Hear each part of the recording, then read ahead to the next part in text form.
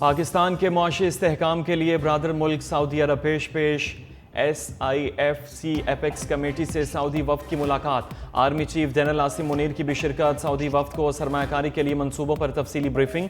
وزیر خارجہ اسحاق ڈار نے کہا SIFC سے سرمایہ کاری اور تعاون بڑھانے میں مدد ملے گی۔ زراعت، توانائی اور معدنیات میں تعاون کے بہترین مواقع موجود ہیں۔ برادرانہ تعلقات کو مضبوط اقتصادی شراکت داری میں بدلنے کی ضرورت ہے۔ وفد کو PIA ایئرپورٹس کی نجکاری، اسلام آباد میں 2 5 اسٹار ہوٹلز میں جوائنٹ وینچر کی پیشکش، مٹیاری ٹرانسمیشن لائن اور فرسٹ وومن بینک میں سرمایہ کاری کے مواقع بھی آگاہ کیا گیا۔ سعودی وفد نے خصوصی سرمایہ کاری سہولت کونسل کے قیام کو خوش آئند قرار دیا۔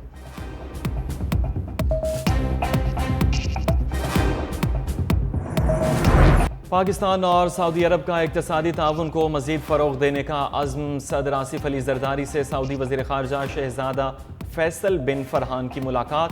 صدر مملکت نے کہا کہ پاکستان سعودی عرب کے ساتھ موجودہ تعلقات کو اقتصادی شراکت داری میں بدلنا چاہتا ہے۔ شہزادہ فیصل بن فرحان نے کہا سعودی عرب پاکستان کے ساتھ مضبوط شراکت داری قائم کرنے کے لیے پرعزم ہے۔ دونوں رہنماؤں کا غزہ میں فوری جنگ بندی اور اسرائیلی مظالم بند کرنے پر زور۔ ملاقات میں chairman people's party Bilawal Bhutto Zardari, وفاقی وزراء اسحاق ڈار، عبدالعلیم خان، مصدق ملک، رانا تنویر کی بھی شرکت۔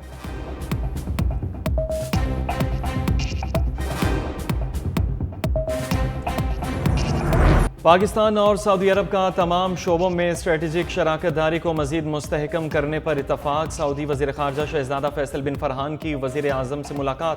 پاکستان میں سعودی سرمایہ کاری کے معاہدوں پر بات چیت۔ سعودی وزیر خارجہ نے پاکستان کے معاشی استحکام کے لیے سعودی عرب کے کلیدی کردار کی یقین دہانی کروائی۔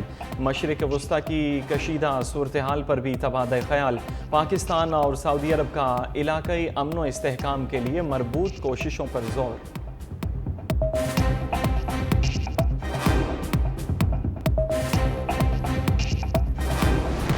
فیض آباد دھرنا انکوائری کمیشن نے سابق DG ISI فیض حمید کو کلین چٹ دے دی ہے۔ 3 رکنی کمیشن نے سابق IG اختر علی شاہ کی سربراہی میں انکوائری کی۔ رپورٹ میں کہا گیا حکومتی پالیسی میں خامیوں کی وجہ سے فیض آباد دھرنے جیسے واقعات کو ہوا ملتی ہے۔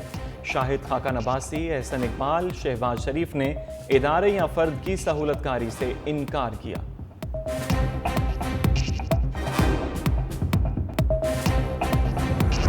سعودی عرب کی جانب سے اربوں ڈالر کی سرمایہ کاری متوقع۔ پاکستان سٹاک مارکیٹ نے نئی بلندیوں کو چھو لیا۔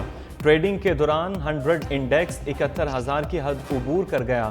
اتار چڑھاؤ کے بعد 100 انڈیکس 70,830 پر ٹریڈ کر رہا ہے۔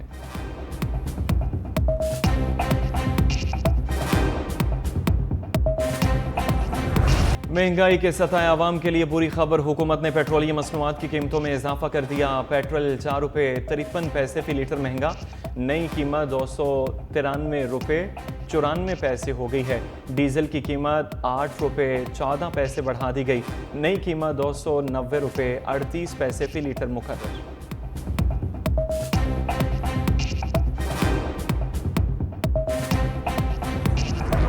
حکومت ریلیف نہیں دے سکتی تو مشکلات بھی نہ بڑھائے۔ پیٹرولیم مصنوعات مہنگی ہونے پر عوام پھٹ پڑے۔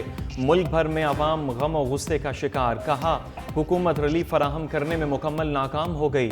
حکومت سے مہنگائی میں کمی اور پیٹرول کی قیمتوں میں استحکام لانے کی کوئی توقع نہیں رہی۔ آمدنی بڑھتی نہیں، مہنگائی بڑھتی جاتی ہے۔ حکومت نے ہر ماہ پیٹرول مہنگا کرنا معمول بنا لیا۔ طالب علم بھی پریشان، کہتے ہیں جو جیب خرچ ملتا ہے وہ پیٹرول پر ہی نکل جاتا ہے۔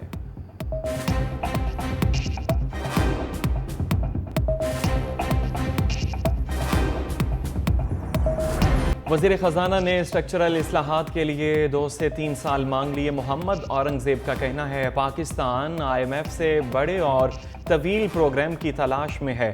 امید ہے IMF سے جلد نیا معاہدہ ہو جائے گا۔ وزیر خزانہ نے واضح کیا زیادہ سے زیادہ لوگوں کو ٹیکس نیٹ ورک میں لانے کی کوشش کر رہے ہیں۔ ان شعبوں سے ٹیکس لینا ضروری ہے جو پہلے ٹیکس نیٹ میں نہیں تھے۔ پاکستان میں مہنگائی کی شرح 38% سے کم ہو کر 20% کے قریب آ گئی۔ مجموعی طور پر GDP مثبت سمت میں بڑھ رہی ہے۔ ملک کی اقتصادی ترقی کی صورتحال بہتر رہی۔ نون لیگی ایم این اے اظہر قیوم ناہرہ کی کامیابی کا نوٹیفیکیشن کالعدم قرار دے دیا گیا ہے۔ لاہور ہائی کورٹ نے آزاد امیدوار بلال اعجاز کی کامیابی کا نوٹیفیکیشن بحال کر دیا۔ عدالت نے این اے 81 گوجرانوالہ سے بلال اعجاز کی درخواست منظور کر لی۔ دوران سماعت ریمارکس دیے الیکشن کمیشن نے سپریم کورٹ کے فیصلے کو کیسے نظر انداز کیا؟ انتخابی عمل مکمل ہو جائے تو الیکشن کمیشن کیسے مداخلت کر سکتا ہے؟ الیکشن کمیشن نے دوبارہ گنتی میں نون لیگی امیدوار اظہر قیوم ناہرہ کو کامیاب قرار دیا تھا۔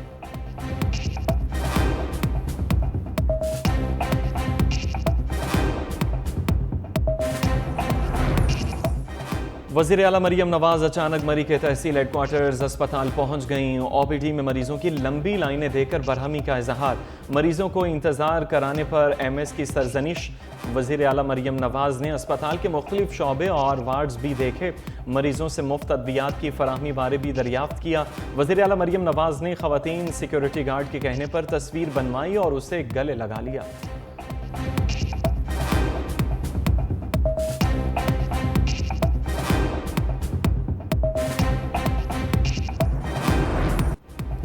کچے میں پولیس اور رینجرز کا آپریشن کامیابی سے جاری۔ گھوٹ کی کشمور اور شکارپور میں 13 مغوی بازیاب کرا لیے۔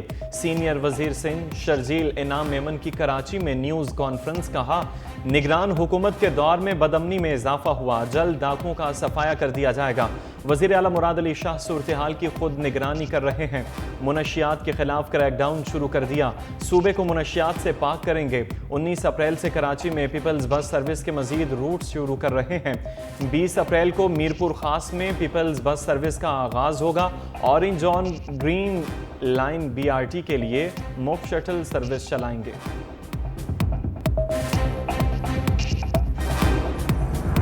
بانی پی ٹی آئی بہت جلد جیل سے باہر ہوں گے، ایک بار پھر وزیر اعظم بھی بنیں گے۔ وزیر اعلیٰ خیبر پختونخوا علی امین گنڈاپور کی میڈیا سے گفتگو۔ کہا بلے کا نشان چھیننے کے باوجود لوگوں نے ہمیں ووٹ دیا۔ پی ٹی آئی سے مینڈیٹ چھین کر فارم 47 والوں کو دیا گیا۔ بانی پی ٹی آئی عوام کی حقیقی آزادی کے لیے جدوجہد کرتے رہیں گے۔ موجودہ حالات کے ذمہ دار جلد بے نقاب ہوں گے۔ جعلی ایف آئی آر ڈنڈے کے زور پر لوگوں کے منہ بند نہیں کر سکتے۔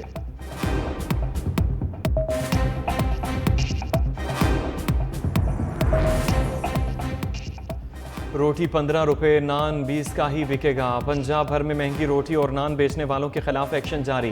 لاہور کی ضلع انتظامیہ کے 3496 مقامات پر چھاپے، 79 مقدمات درج، 592 روٹی اور نان پوائنٹس کو جرمانے۔ ڈی سی لاہور رافع حیدر کہتی ہیں وزیر اعلیٰ پنجاب مریم نواز کی ہدایت کے مطابق عوام تک ریلیف کی فراہمی یقینی بنائی جائے گی۔ گجرات، جلال پور، بھٹیاں، حافظ آباد میں بھی مہنگی روٹی بیچنے والوں کے خلاف کارروائیاں۔ 2 درجن سے زائد افراد کو جرمانے، ایک نان بائی کو گرفتار کر کے مقدمہ درج کر لیا گیا۔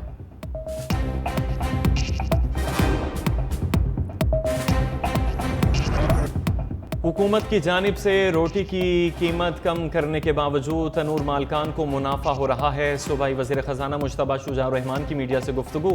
کہا پنجاب حکومت نے گندم کی امدادی قیمت 3900 روپے فی من مقرر کر رکھی ہے، جس میں کوئی اضافہ نہیں کیا جا رہا۔ قیمتوں میں مصنوعی اضافہ کرنے والوں کے خلاف کارروائی جاری رکھیں گے۔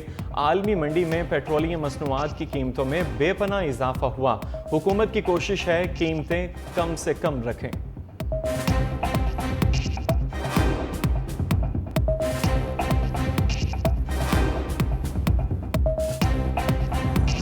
بشرا بی بی کی جانب سے سب جیل بنیگالہ سے اڈیالہ جیل منتقل کی درخواست دوبارہ اسلام آباد ہائی کورٹ میں دائر۔